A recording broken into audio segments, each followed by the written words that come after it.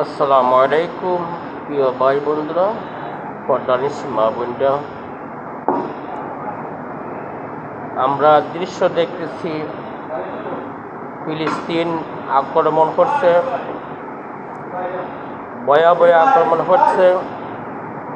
আমরা দৃশ্য দেখছি গাজাবাসীর বিশাল বড় আক্রমণ হচ্ছে। মুসলমানের চিরশত্রু, মুসলমানের চির দুশ্মন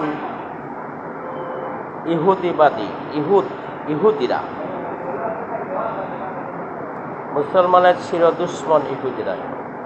ইসরায়েল যুক্তরাষ্ট্র সহযোগিতা করছে ইসরায়েলকে, কিন্তু দুঃখজনক বিষয়,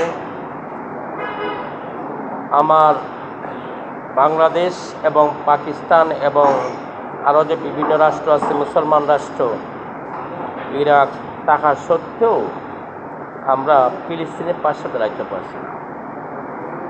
আর এই প্রিয় ভাই বন্ধুরা, টিকা দেওয়া করবেন, ঠিক আছে? উপস্থিত খাজে যান, যাওয়ার শক্তি আছে, যাবেন না কেন? জাতিসংঘের অপেক্ষা করেন। জাতিসংঘকে আপনার পাশে আপনার ভাই বোনকে মারতেছে, শিশু বাচ্চা নির্মমভাবে গুলি করে মারতেছে, নির্যাতন করতেছে, আর আপনি জাতিসংঘের অপেক্ষা করবেন? আপনারা জাতিসংঘের অপেক্ষা করেন, কিন্তু আমি সাধারণ একজন মানুষ বলতেছি, আমি আল্লাহ নবীর উম্মত হিসেবে বলতেছি, আমরা ফিলিস্তিনবাসীর কাছে আমরা দৌড়ান। কাজেই আমরা পাশে দাঁড়াইতেছি না, আমরা দূর থেকে মিছিল মিটিং করতেছি, কিন্তু আমরা এই সুযোগ সুবিধা দেন নাই। সরকার যদি আমরা এই সুযোগ সুবিধা দিত, যাও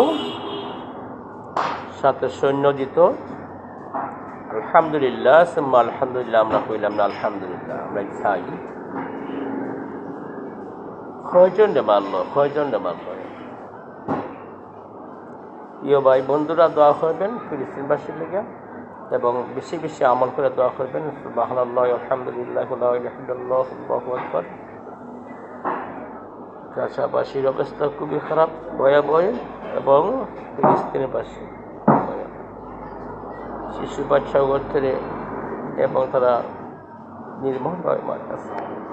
আল্লাহ, তুমি কুদরতি গায়বী সাহায্যে ইসরায়েলের ইহুদিকে ধ্বংস করো, এবং ইসরায়েলের সাথে যে ইহুদি গোষ্ঠীরা আছে ওদেরকে ধ্বংস করো, এবং প্রিয় ভাই বোনেরা দুনিয়াতে বিধান শিশু বাচ্চা তাদেরকে তুমি